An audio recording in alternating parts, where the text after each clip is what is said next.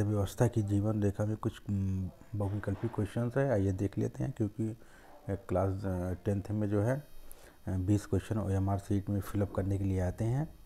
तो ये थोड़े क्वेश्चंस हैं, देख लीजिए।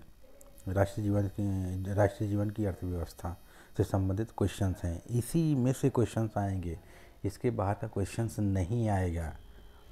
तो आइए पहला क्वेश्चन देख लेते हैं। यातायात का सबसे महंगा साधन कौन सा है? तो वायु मार्ग है, ये आपको पता ही होगा। वायु मार्ग यातायात का सबसे महंगा साधन, इसमें ग विकल्प सही है। तो अगला देखते हैं क्वेश्चन, निम्नलिखित में से किस वस्तु का भारत में निर्यात नहीं किया जाता है? तो कोयले का निर्यात नहीं किया जाता है, क्योंकि भारत में ही खपत बहुत ज़्यादा है, ज़्यादा इसका उपयोग किया जाता है कोयले का, इसलिए इसका निर्यात नहीं किया जाता है। निर्यात माने होता है भेजना। तो अगला देखते हैं, निम्नलिखित में से किस वस्तु का भारत में आयात नहीं किया जाता है? तो ये मैग्नीज़ है, तो ये आपका घ विकल्प सही है। तो अगला देखते हैं, भारत में रेल परिवहन को कितने रेल प्रखंडों में विभाजित किया गया है? तो 17 प्रखंडों में विभाजित किया गया, अर्थात आपका ख विकल्प सही है। तो अगला देख लेते हैं, निम्नलिखित में से कौन सा एक ज्वारीय पत्तन है? तो कांडला क्या है? ज्वारीय पत्तन है। ये गुजरात राज्य में है, सॉरी ये गुजरात राज्य में स्थित है कांडला बंदरगाह। पूछ लेता है एग्ज़ाम में, बहुत महत्वपूर्ण है, और ये एग्ज़ाम में पूछ भी लेता है। कांडला बंदरगाह किस राज्य में है? तो ये गुजरात राज्य में है। ये ज्वारीय पत्तन कौन सा है? तो ये कांडला ही है। और अगला क्वेश्चन देखते हैं, भारतीय डाक संचार तंत्र में पहली श्रेणी की डाक निम्नलिखित में से किसे माना जाता है? तो कार्ड एवं लिफाफे को माना जाता है। शुरुआत इसी से हुई थी, कार्ड और लिफाफे से। का विकल्प आपका सही है। ये सब रजिस्टर्ड पैकेट और ये अखबार वगैरह, ये सब बात काफ़ी बाद में शुरू हुआ था। भारत का सबसे लंबा राष्ट्रीय राजमार्ग कौन सा है? NH7 है।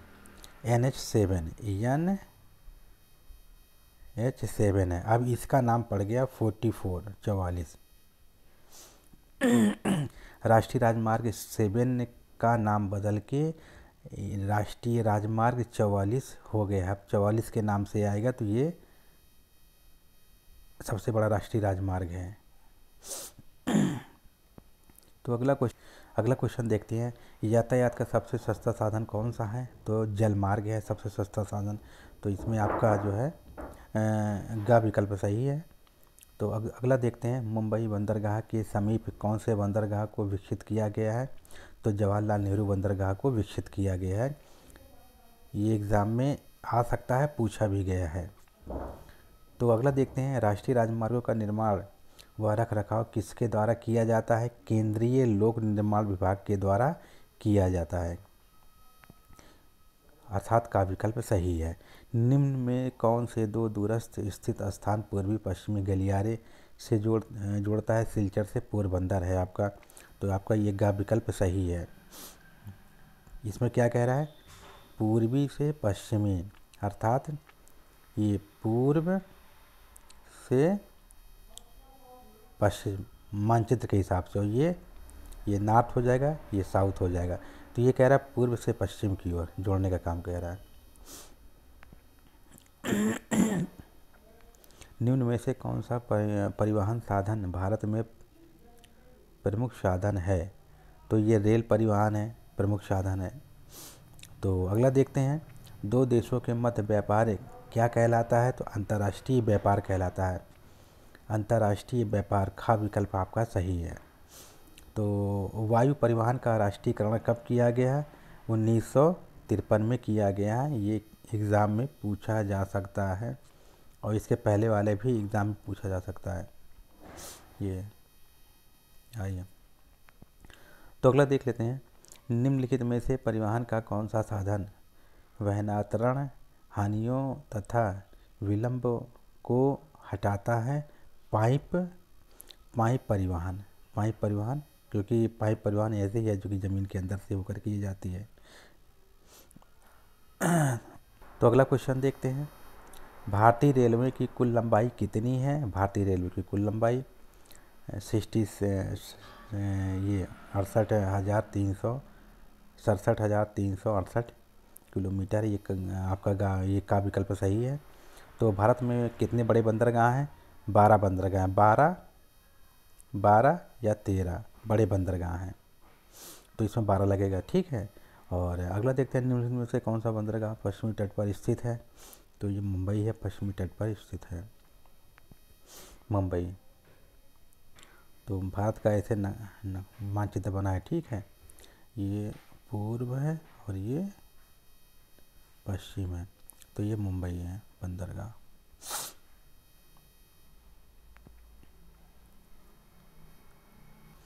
अगला क्वेश्चन देखते हैं, निम्न में से कौन सा राष्ट्रीय राजमार्ग शेरशाह सूरी के नाम से जाना जाता है?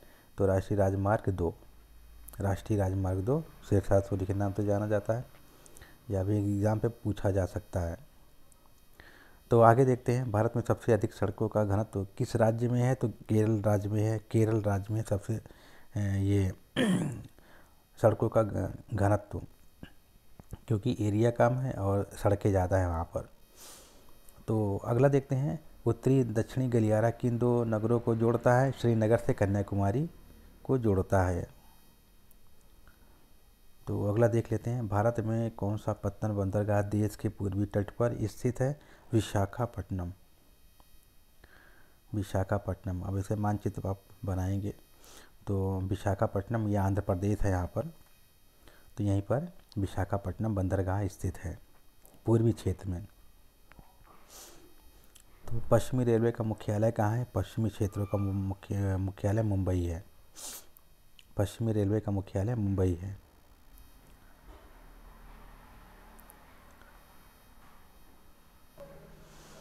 अगला देखते हैं, निम्नलिखित में से परिवहन का कौन सा साधन अति दुर्गम स्थानों के लिए अत्यंत आवश्यक है? वायु परिवहन है। इसमें वायु परिवहन खा विकल्प आपका सही है। अगला क्वेश्चन देखते हैं, निम्न में से कौन सी दो दूरस्थ स्थित स्थान पूर्वी पश्चिम गलियारे से जोड़ता है? तो ये आपका जो है सिलचर से पोरबंदर है, इसमें को जोड़ता है। तो अगला देखते हैं, निम्नलिखित में से कौन सा पत्तन पूर्वी तट पर स्थित है जो अंतःस्थलीय तथा अधिकतम गहराई का पत्तन पूर्ण सुरक्षित है? तो इसमें विशाखापट्टनम है। भारत में सबसे गहरा पत्तन विशाखापट्टनम है, जो आंध्र प्रदेश में है। ठीक है, आंध्र प्रदेश में है। यहाँ पर आंध्र प्रदेश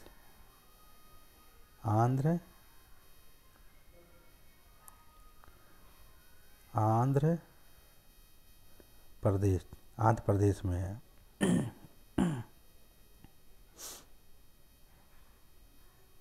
तो अगला क्वेश्चन देखते हैं, निम्न में से कौन सा परिवहन साधन भारत में प्रमुख परिवहन साधन है?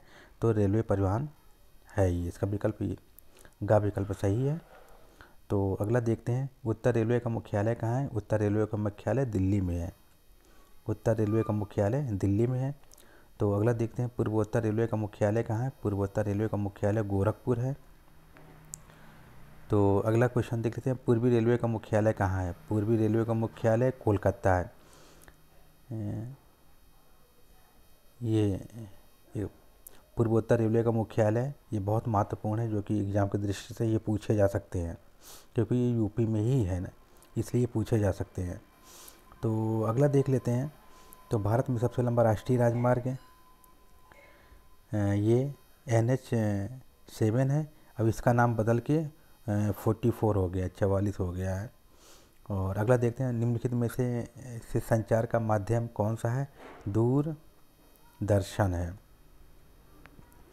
तो अगला देख लेते हैं, और भारत में निम्नलिखित वस्तुओं में से सबसे अधिक किस वस्तु का निर्यात किया जाता है? तो ये चाय का निर्यात सबसे अधिक किया जाता है भारत में। तो अगला देख लेते हैं, निम्नलिखित में से भारत किसका आयात करता है? तो पेट्रोलियम का आयात करता है। आयात माने होता है आना। अगला देखते हैं, ये निम्नलिखित में से कौन वस्तु भारत की निर्यात की वस्तु है? तो जूट उद्योग जूट है। तो अगला देख लेते हैं, भारत की निम्नलिखित में से कौन सी आयातित वस्तु हैं? तो इसमें जो है आपका खाद्य तेल है आयातित वस्तु। तो अगला देखते हैं क्वेश्चन, निम्न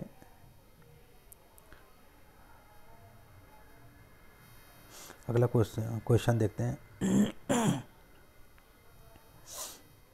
13वां क्वेश्चन, निम्नलिखित में से कौन सी भारत की निर्यातक वस्तुएं हैं?